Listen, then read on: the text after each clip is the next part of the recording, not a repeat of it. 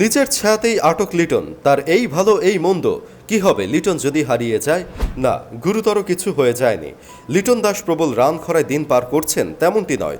আবার যদি একটু গভীরভাবে চিন্তা করা যায় তবে অদূরে কিঞ্চিত দুশ্চিন্তা উকি দিতে দেখা যাবে নিশ্চিত। একটা প্রশ্ন দিয়েই শুরু করি। ওয়ানডেতে লিটন দাসের ব্যাটে শেষ সেঞ্চুরি কবে দেখেছিলেন? মনে করাটা একটু কঠিনই বটে, কেননা প্রায় 485 দিন কেটে গেছে তার শেষ সেঞ্চুরির। সেই যে 2022 সালে জিম্বাবুয়ের বিপক্ষে সেঞ্চুরি পেলেন ওই শেষ। এরপর কেটে গেছে 20টি ম্যাচ আর প্রায় 1.5 বছর। কাব্যিক কভার ড্রাইভ খেলা লিটন দাসের যে 2023 বছরটি একেবারেই যাচ্ছে না ভালো। ক্যারিয়ারের শুরু থেকে লিটন দাস পিষ্ট হয়েছেন প্রত্যাশার চাপে। প্রতিভাবান তিনি, তবুও কি নিদারুণ কষ্ট করতে হয়েছে তাকে 22 গজে। প্রতিটি রানের জন্য করতে হয়েছে সংগ্রাম, প্রতিটি দিন কাটাতে হয়েছে সমালোচনার তীব্র ব্যথা সহ্য করে। সেখান থেকে পাশার দান উল্টে যায় 2022 সালে। শুধুমাত্র ওয়ানডে ক্রিকেটের বিচারে কি দুর্দান্ত একটা বছর তিনি কাটালেন। নামের পাশে প্রায় 600 রান, হাফ সেঞ্চুরি ছাড়ানো গড়, যা কিছু লিটনের থেকে ছিল প্রত্যাশিত, তাই তিনি করে দেখিয়েছেন। বছর জুড়ে 13 ওয়ানডেতে রান করেছেন 577, সেঞ্চুরি একটি, হাফ সেঞ্চুরি 4টি। বাকি ফরম্যাটেও তিনি নিজের প্রতিভার স্বাক্ষর রেখেছেন। লিটনের সেই দুরন্ত বছরকে তো দেশীয় সাংবাদিক সংগঠনগুলো স্বীকৃতিও দিল, তাকে বর্ষসেরা খেলোয়াড়ের খেতাবে ভূষিত করল। কিন্তু সেখান থেকে আবারও যেন পুরনো রূপেই আবির্ভূত হতে শুরু করেছেন লিটন দাস। ওয়ানডে বিশ্বকাপের বছর, স্বাভাবিকভাবেই সবচেয়ে বেশি ভরসা থাকছে লিটনের উপর। কিন্তু চলতি বছরে 50 ওভারের ফরম্যাটে কেমন একটা নিজের ছায়ায় পরিণত হয়েছেন। রান করছেন, তবে সেগুলো বড় হচ্ছে না। দুশ্চিন্তার জায়গা তো সেটাই। 2023-এ ইংল্যান্ডের বিপক্ষে ঘরের মাঠে তিনি রান করেছেন মোটে 7। ইংল্যান্ডের বোলিং আক্রমণ সামলাতে তো হিমশিম খাওয়ার কথা নয় লিটনের।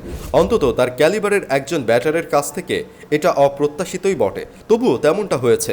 এরপরও যদি রানে ফিরেছেন তিনি। আয়ারল্যান্ডের বিপক্ষে সিলেটে 2টি হাফ সেঞ্চুরির দেখা পেয়েছেন, তারপর আবার সেই একই দশা। রান হয় কিন্তু বড় হয় না। 9 ম্যাচে গড়টা আগের বছরের ঠিক অর্ধেক, প্রায় 26। আরেকটা নিরিখ হতাশা বাড়ায়।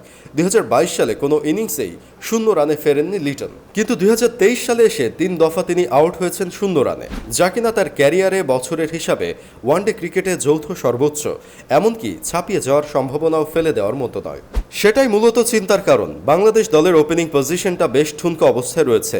দীর্ঘদিন ধরে খেলতে থাকা তামিম ইকবাল ফর্মহীনতায় ভুগছেন, সাথে ইনজুরি তার পিছু ছাড়ছে না। এদিকে লিটন দাসও নিজেকে হারিয়ে ফেললেন। 2022 সাল যদি হয় দারুণ নিয়ন্ত্রণে খেলা রিভার্স সুইপ, তবে 2023 যেন ফেরত এসে বুকে আঘাত করা বল। যদিও লিটন কালে ভদ্রে কথা বলেন সংবাদ মাধ্যমে, তবে যখনই বলেছেন তিনি জানিয়েছেন যে এই ফর্মহীনতা নিয়ে তিনি খুব বেশি চিন্তিত নন। লিটনকেও বলতে শোনা গেছে ব্যাটারদের এমন উত্থান পতন থাকবেই, সেটা অবশ্য ঠিক। তবে এত দ্রুতই লিটনের ফর্ম পড়তে শুরু করে দেবে সেটা নিশ্চয়ই প্রত্যাশিত ছিল না কারোরই। তবে সময় এখনো বাকি। বাংলাদেশ তথা লিটনের সামনে বেশ কিছু সুযোগ রয়েছে নিজেকে আবারও ফিরে পাওয়ার। তার থেকেও বড় বিষয়, তাকে ভাবা হচ্ছে বাংলাদেশের পরবর্তী অধিনায়কদের একজন। এমন সময় নিজের ফর্মটা ধরে রাখাই হয়তো তার মূল চ্যালেঞ্জ। তাছাড়া একটি আন্তর্জাতিক শিরোপার যে স্বপ্ন বাংলাদেশ লালন করে, সেটা অর্জনেও তো লিটনকে চাই টাইগারদের। ফিরবেন তো লিটন দুহাত উঁচিয়ে তাবড় বোলারদের শাসক হিসেবে হয়তো।